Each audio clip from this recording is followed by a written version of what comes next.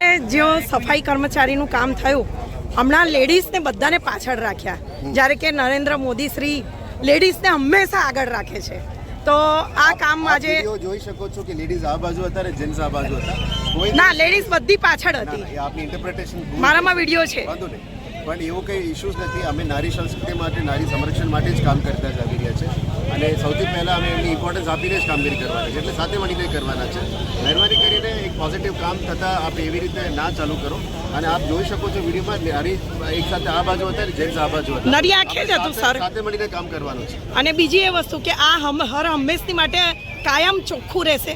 બિલકુલ સિટીને ચોખ્ખું રાખવાનું ફક્ત બીએમસીનું કામ નથી બીએમસી ચોખ્ખું તો રાખશે જ પણ કચરા ના નાખવાનું અને સિટીને સ્વચ્છ રાખવા માટે પબ્લિકનું પણ જવાબદારી છે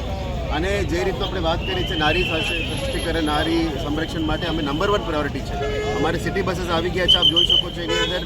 લેડીઝ માટે રિઝર્વ સીટ્સ છે અને અમારા ઓફિસમાં પણ હું પણ જ્યારે મીટિંગ લઉં છું ત્યારે પણ આપ પૂછી શકો છો કે લેડીઝ અમે આવડે ના તમારી ઓફિસમાં તો હોય છે પણ અમુક જગ્યાએ બસોમાં પણ એ પણ હવે બહુ એ થઈ રહ્યું છે સામાજિક વિશે અમે બધાને સાથે સહકાર આપવું પડે બહેનોને આગળ લાવવું પડે અને સાથે મળીને એમને આગળ વધારવું જોઈએ અને આશા રાખીશું કે આપણે સાથે મળીને મીડિયાના મિત્રોનો આપણે જેવા પ્રામાણિક મીડિયા મિત્રો છે એમના દ્વારા એ મદદ થાય અને આપણે એમને પણ આગળ લઈ જવા માટે મદદ થાય પબ્લિકનું કહેવું એવું છે કે સ્વચ્છતા અભિયાન ફક્ત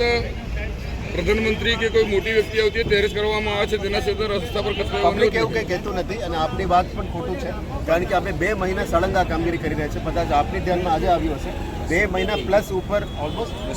200 રોડ આપણે કમ્પ્લીટ કરી દીધા છે એટલે આપને જે માહિતી આપે છે ખોટું લાગે છે થેન્ક યુ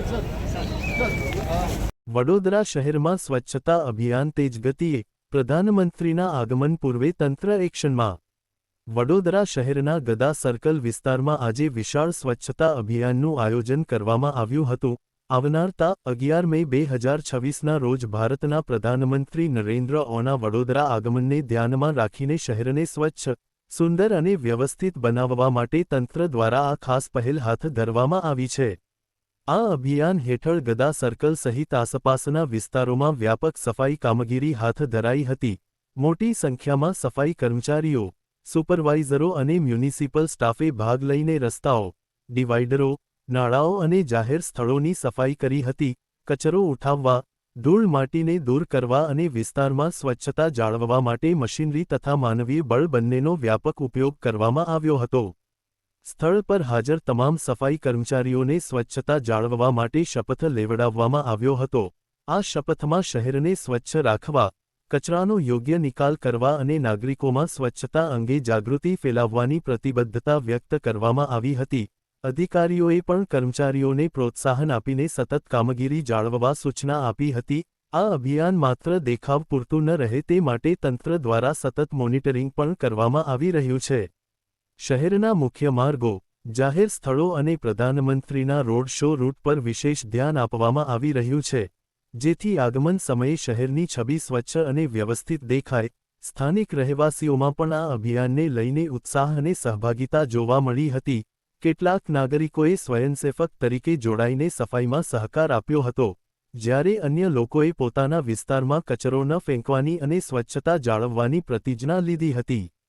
નાગરિકોનું કહેવું છે કે આવી પહેલો શહેર માટે સકારાત્મક સંદેશ આપે છે તેમ છતાં આ સમગ્ર ઘટનાક્રમ વચ્ચે એક મહત્વપૂર્ણ પ્રશ્ન ઉદ્ભવે છે શું આ સ્વચ્છતા અભિયાન માત્ર પ્રધાનમંત્રીના આગમન પૂરતું જ મર્યાદિત રહેશે કે પછી શહેરમાં સ્વચ્છતા જાળવવાનો આ જ જુસ્સો સતત જોવા મળશે શહેરના જાગૃત નાગરિકો માને છે કે સ્વચ્છતા એક દિવસની કે એક પ્રસંગની બાબત નથી પરંતુ તે સતત ચાલતી પ્રક્રિયા છે